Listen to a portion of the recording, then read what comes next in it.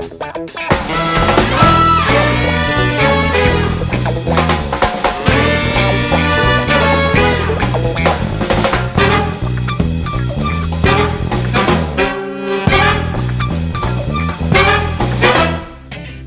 up, fam? How you doing? Glad you're here. This is the starting to our Thanksgiving feast. Hopefully you're gonna have a great Thanksgiving. You got a lot of friends coming over. Maybe you've already celebrated a Friendsgiving.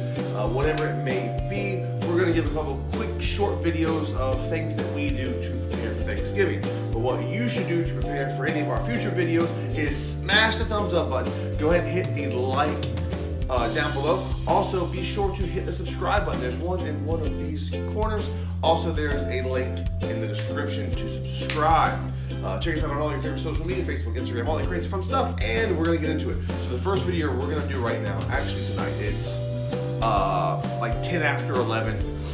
Super busy day, super crammed full of random stuff from cleaning to activities with the girls. Mom did some school. She's actually running the camera now. Say hi, Mom. So what we're doing right now, we're actually gonna brine the turkey. We order turkey from Whole Foods. If you've seen the last Thanksgiving video, you know that's where we get our turkey from. Had a great Prime deal. Shout out Whole Foods, not sponsored. We are gonna brine the turkey. I've always used a brine for almost every single year, especially after I saw Alton Brown do it. He's kind of like my cooking role model. I don't get to go scientific with it, and like all those recipes have all turned out great for us, with a few small modifications to make it your own. And that's what a recipe is. Like I said, we're gonna knock out a brine real quick. This brine is a adaptation of a. Let me grab this. Of a dry brine that came in the Whole Foods Thanksgiving catalog. Yeah, I'm not a big fan of dry brines. I don't know how well those work out. 2 seconds here. Woo! Listen to that. Anyway, so it's a dry brine recipe that came from the Whole Foods Thanksgiving catalog, feast, whatever. And the missus really liked it. I thought I could do something in a wet brine version of it. Basically, it's a citrus fresh herbs brine. So we're in Florida. We're going to use oranges and some limes. Probably use some sage, rosemary, some ground pepper, some bay leaves. Probably gonna throw in a little bit of molasses, some sugar. Always gonna do a little bit of smoked salt and parsley, and that's pretty much it. So quick rundown. I'm gonna use Himalayan pink salt as well as applewood smoked salt, parsley, bay leaves, sage, rosemary, a little bit of molasses, and some regular vegan sugar here. If you don't know about vegan sugar, you should definitely check it out.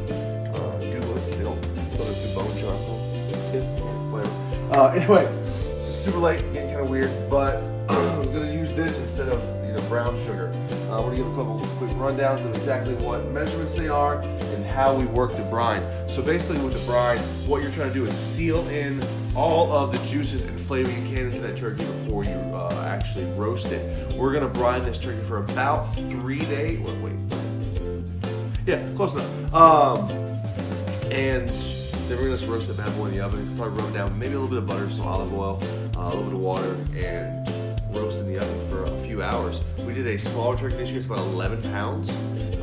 For just us four, we're having a very small, intimate Thanksgiving. That's how we like it here on Mom, Dad, and the girls.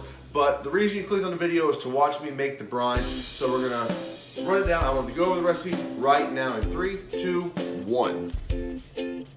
All right, so you can see the steam going. I'm using that to cool off the pan. It's got a little over hot as I was running my mouth. But to this, we are going to add the dry herbs. Like I said, it's going to be probably a good 10 grinds of your favorite pepper, maybe 15. With some coarse ground black pepper. I'm going to use a good heaping pinch of rosemary. Be sure to break that up in your palm if you're using the dried herb itself, just to get it broken down so you're not eating sticks. We'll put that in there. It'll take a few minutes to get the oils and everything going out of that rosemary. I like rosemary. You like rosemary? Yes, I like rosemary too. You want to get that rosemary tree decorated? Right. We'll throw in a good heaping palmful. Man, there was a Cajun guy that my dad used to watch. What was his name? He would always use like palmfuls and handfuls, and then salt and brown do it. And it comes out to. What was that? Huh? What was That was sage. A good heaping full of sage. And I'm gonna throw in about. I can smell that rosemary. That smells good. No, I can't smell. Throw in about. I'd say that would equal about 5 bay leaves. Let that get it going here. And let me grab a big fork. Grab 2 big forks. Grab a big fork just to mix it around. So it does its thing. Smells good, right? And I'm gonna throw in about a tablespoon of applewood smoked salt. I'm gonna throw in about a tablespoon of, well, maybe 2 tablespoons of parsley. That's just like one of our favorite herbs here in the household. And these are all gonna be dry. Now I'm gonna do about a cup. No, that's all I'm gonna do. What do you know? So about 3/4 of a cup of kosher salt. Mix it all up. Let the oils kind of infuse the salt. It does smell good, right? If you guys get a little bit closer to your screens, I'm sure you can smell it. And then you hit it with about 4 cups of water. We'll let it do its thing here. We'll let that steam up. You want everything to dissolve. Obviously, your herbs and leaves are not going to dissolve, but you want all of your salt to dissolve. So we're going to let that come to a quick little boil here, and I'll be right back. All right, as that's doing its thing and it's coming up to temperature, stir it a few more times to make sure all of the salt is dissolved. We're also going to zest a full navel orange, all of its zest, as well as a lime, and let that do its thing. And then we'll go from there with what we do with the berry.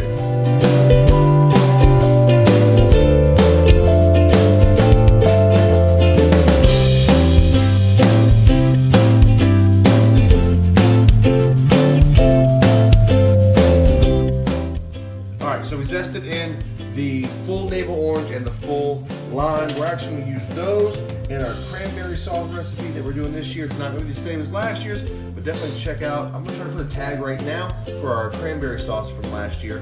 Now that everything is kind of dissolved, done, doing its thing, but you can't really see any more salt in the bottom of it.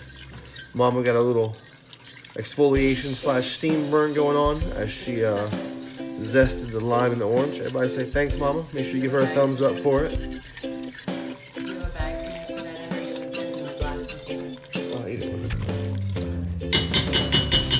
Alright, now after everything's come to a boil, all the salt's dissolved, I like to then add the sugar afterwards, mainly because I add everything before I mix it up, let the heat kind of do its thing, try to infuse all the oils and stuff from the spices and herbs together.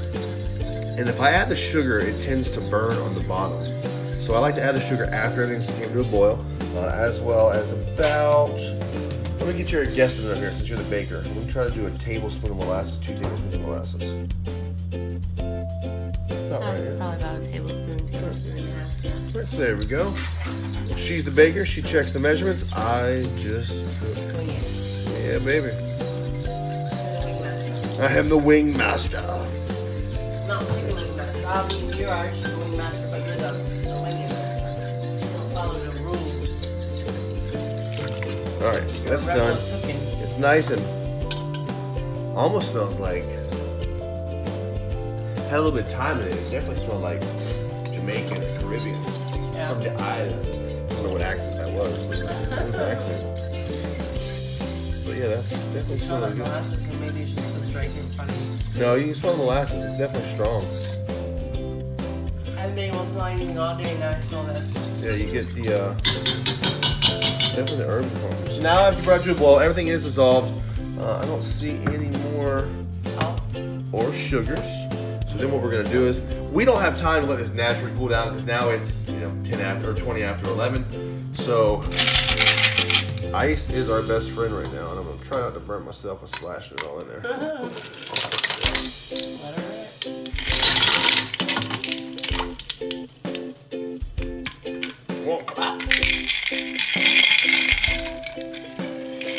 Your hand okay, sweetie? Yeah. Alright, so now that we got the secret ingredient in there, we're gonna stir it all in. Now I was trying to get the pot and everything cooled down. You can put this in a 3 or 4 gallon what are those clear cooking containers? We don't use plastic though. So I just use this right here. This has been sufficient for almost every bird we've had under 11 pounds or under. Anything bigger than that, we actually use the roasting pan, and we just end up having to cover, salt and cover it, and then flip it as we brine. I would like to find you know what we could use? Like one of those crab pots, one of those pots in the big, yeah, we're gonna buy one of those. If anybody wants to gift us a giant stainless steel sauce pot, holla at us. Christmas is coming up, we're gonna do this all over again. Except for Christmas, I think I'm gonna do like cinnamon and clove and nutmeg. Or I'm gonna try to find a goose. A goose. Alright, all of the ice is gone. Pot is cool to the touch. You want to see your hand and see it's hot?